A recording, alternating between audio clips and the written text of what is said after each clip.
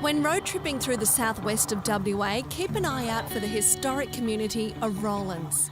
Nestled in the foothills of the Darling Range between Bunbury and Perth, the people here are dedicated to sharing Aboriginal culture and stories with the rest of the world.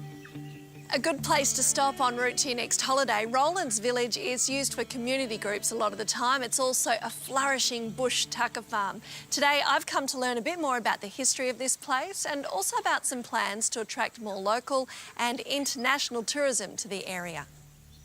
Well, Les, Sid, thanks for welcoming us. Could you take us through a bit of the history of Roelands Village? It started here about 1941. Children were brought in from all parts of WA. It was known as Roelands Native Mission. The records say 500 children that went through here, but I think it would have been more closer to 600 children. Myself and Sid Jackson standing next to me, we're part of those children that were brought out here to Roelands. We're glad that Sid Jackson's come back here, and he's come back in an ambassador role for us, because Sid went on to be a champion footballer. People want to come and meet the legend as well.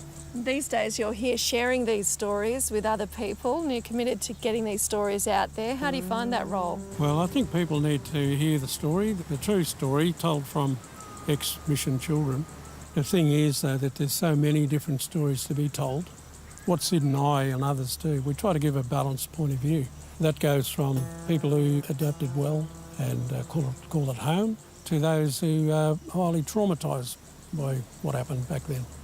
So it's not one story to be told, it's many stories. So it's a wonderful way to repurpose this place and use it in a more positive way moving into the future.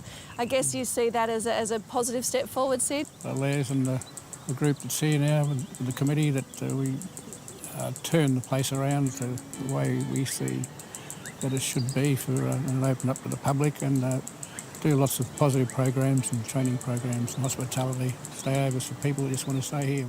Now, one of the other great things that's happening here at Roelands Village is a working farm. So that's one of the main directions that we're going to be heading in. There's a lot of interest in bush produce. Here locally right now we are growing wattle trees. These are the pods themselves, and you can see the seeds that are in them, which we harvest. Okay.